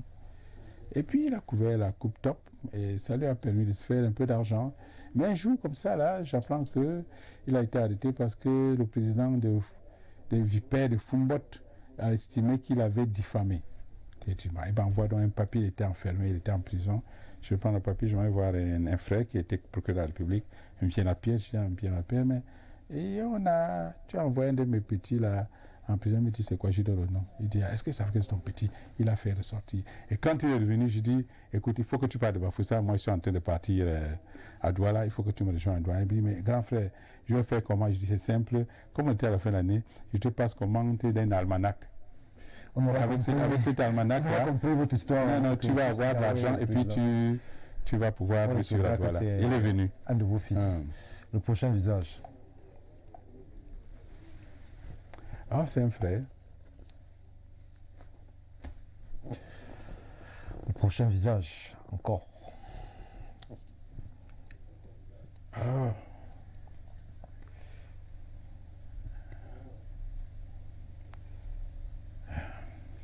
Un compagnon de lutte. Ok, nous avançons. Titus Edouard, ancien SGPR.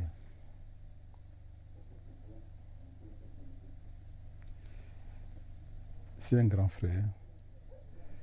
Nous avons été proches. Très proches. Et j'ai dit très, très, très proches. Ok, nous continuons avec les visages.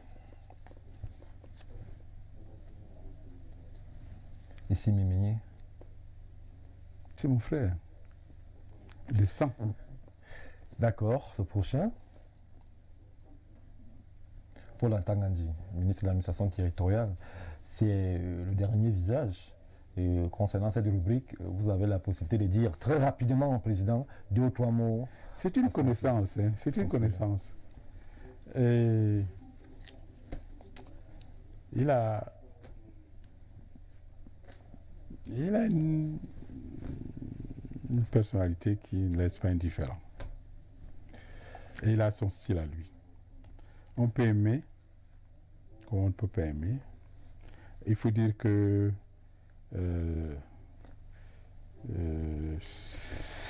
certaines des décisions qu'il prend, de mon point de vue, parfois sont questionnables. D'accord. Nous avons le visage rétro et tout de suite.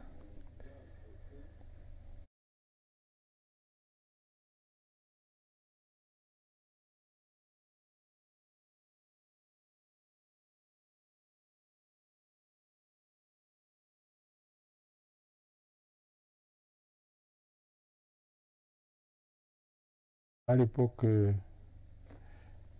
nous pensions que... Quelles étaient vos convictions à cette époque et aujourd'hui, est-ce que vous estimez que vous avez atteint vos objectifs? Je ne regrette rien de ce que j'ai fait. Je ne regrette rien. Je crois que ce que j'ai fait m'aura toujours servi. Parce qu'au fond, la vie est une école. Hein. Chaque étape de la vie est une école.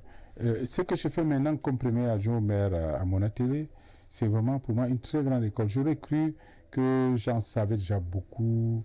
J'ai été aux États-Unis, j'ai eu une société à Wall Street, j'ai été en France, j'ai été à HEC Paris, j'étais déjà dans cette société. Je croyais que je connaissais tout. Mais à me retrouver dans ce petit bureau, m'avait vu à Monatélé, comme adjoint au maire de Monatélé, c'est vraiment une école. Et cette étape que vous voyez là, c'est celle-là en 1996, quand je battais campagne. Et à l'époque, d'ailleurs, j'avais battu le RDPC déjà.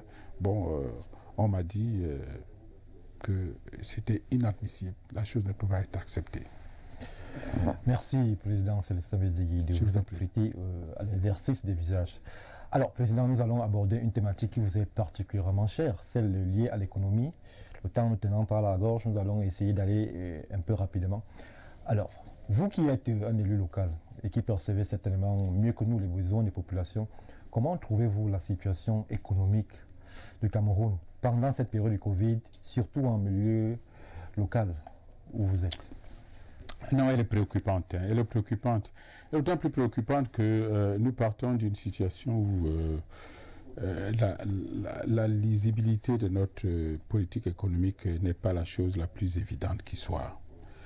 Nous avons un problème majeur que nous n'arrivons pas à résoudre et sur lequel pourtant nous devons plancher. C'est celui de notre modèle économique. Le modèle économique que nous avons depuis 60 ans est celui de l'impôt à substitution. Ça veut dire quoi? Ça veut dire on met en place des petites unités de production qui permettent de satisfaire la demande locale. Sauf que ces petites unités de production ne sont pas de nature à satisfaire aujourd'hui la grande offre en main-d'œuvre qui se déverse sur le marché chaque jour.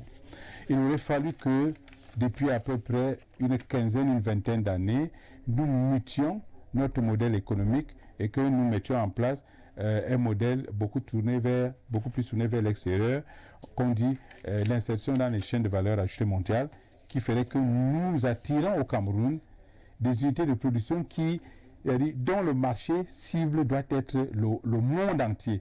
Parce qu'avec de telles unités de production, on peut trouver un moyen donc d'absorber la grande armée de main-d'œuvre dont le Cameroun aujourd'hui que le Cameroun a. C'est une opportunité extraordinaire parce que pour réussir l'insertion dans les chaînes de valeur ajoutée mondiale, il faut s'appuyer sur ce qu'on appelle un avantage comparatif. Et l'avantage comparatif que le Cameroun a, c'est d'abord celui de cette jeunesse formée.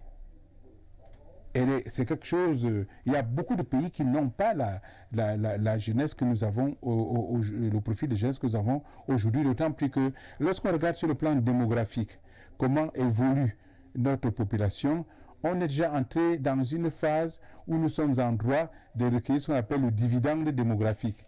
Mais alors, le fait que nous ne fassions pas évoluer notre modèle économique fait que nous prenons un énorme retard, à la fois pour la dynamisation de notre produit, de notre économie, mais également pour sa modernisation. Et vous posez la question notamment pour ce qui est du monde rural. Le monde rural, notamment dans un département comme la Léquié, est confronté à un problème énorme. C'est celui du fait que nous n'arrivons pas à moderniser notre agriculture, tant au niveau des techniques utilisées qu'au niveau des matériaux utilisés. Les semences sélectionnées ne sont pas quelque chose de généralisé. On continue à travailler à la DABA. On n'a pas réussi à envisager cette opération de remembrement agricole qui aurait permis qu'on ait des exploitations permettant d'utiliser des tracteurs. Vous voyez bien pourquoi on a une usine de tracteurs à Kribi. On vous dira que oui, mais il y a des tracteurs qui traînent dans la broussaille. Mais forcément, pour que ces tracteurs-là puissent être utilisés, il aurait fallu que dans des zones agricoles comme les nôtres, on dit aux gens que les petites parcelles que vous avez ne peuvent plus être du tout, ne sont pas appropriées. Il faut plutôt que l'on rassemble ces parcelles et qu'on mette les gens ensemble pour que, en utilisant un tracteur, on puisse cultiver. Mais c'est ce manque de modernisation-là qui crée le problème que nous avons à l'heure actuelle. Comment percevez-vous le déploiement économique en zone rurale. Oui, mais les paysans sont les plus touchés ou... Ah oui, non, mais ils sont touchés puisque les paysans vivent de quoi? Ils vivent du petit commerce et de leur production agricole. Quand il y a lorsque il y a un ralentissement général de l'économie et de la consommation, forcément les paysans sont touchés. Et on évoque peut-être un autre aspect. Il faudrait peut-être évoquer l'affaire du franc CFA. Oui, nous allons y venir. On essayait de progresser je vais y arriver justement. De façon graduelle. Et questionner d'abord la vie en monde rural, parce que vous êtes conseiller municipal. Oui. Alors, on va essayer donc parce que les deux choses sont liées. Les deux choses sont liées. Parce que aujourd'hui, quand vous voyez la réponse que les pays occidentaux ont donnée au Covid, pour compenser le ralentissement d'activité, qu'est-ce qu'ils ont fait?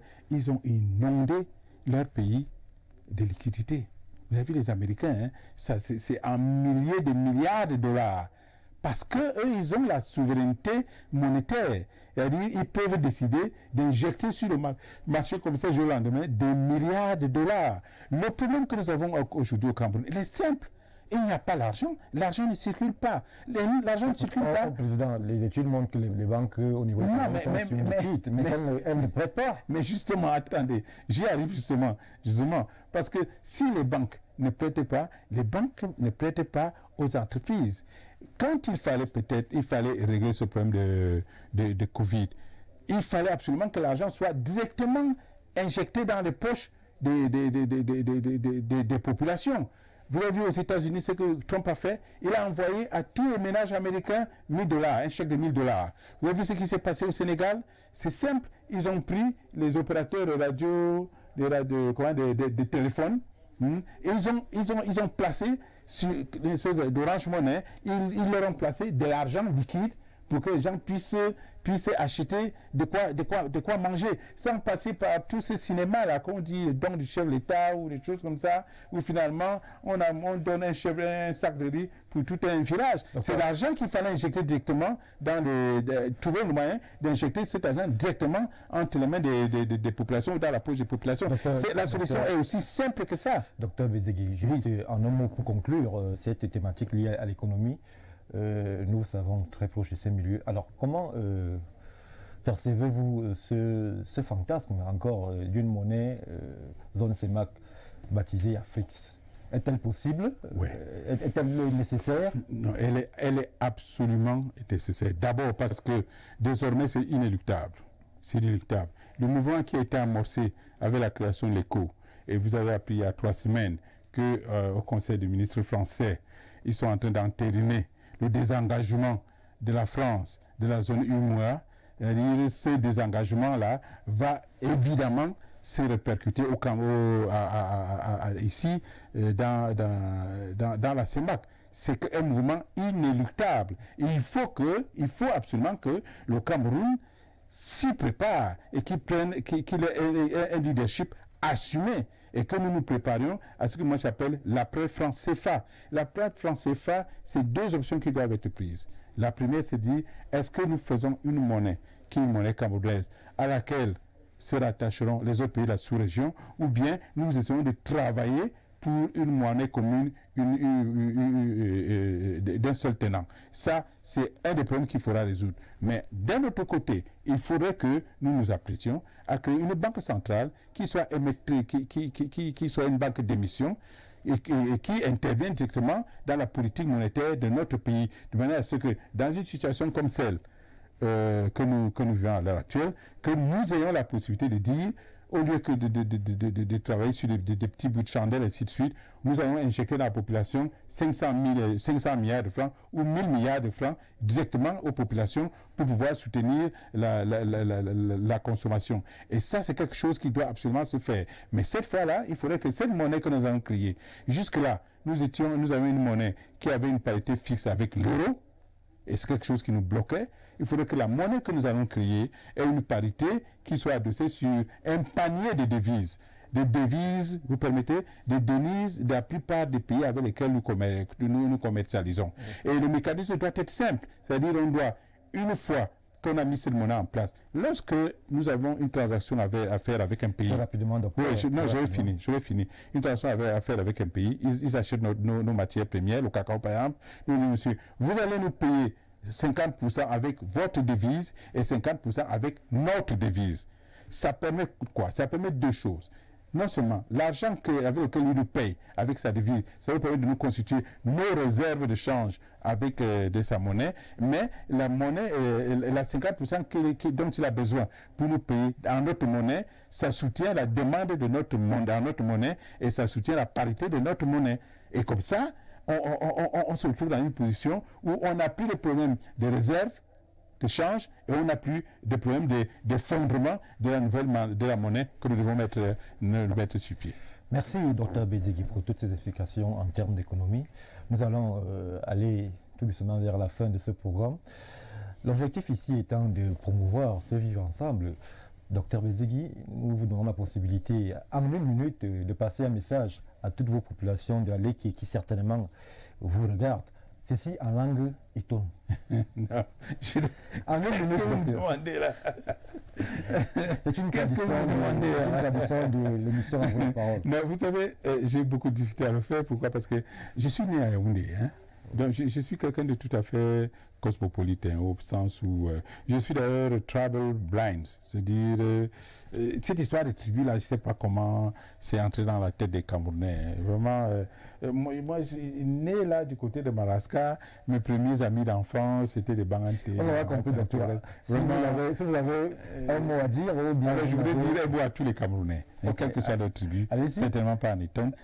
Bon, je pense que c'est un moment où tout acte qui est posé par un homme politique doit s'inscrire sur le tableau de l'avenir.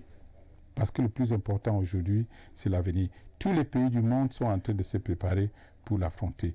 Hier déjà, il était incertain. Aujourd'hui, il sera davantage encore incertain. Pour une raison très simple. Hier, les pays qui étaient assis sur les certitudes, ils sont tous ébranlés.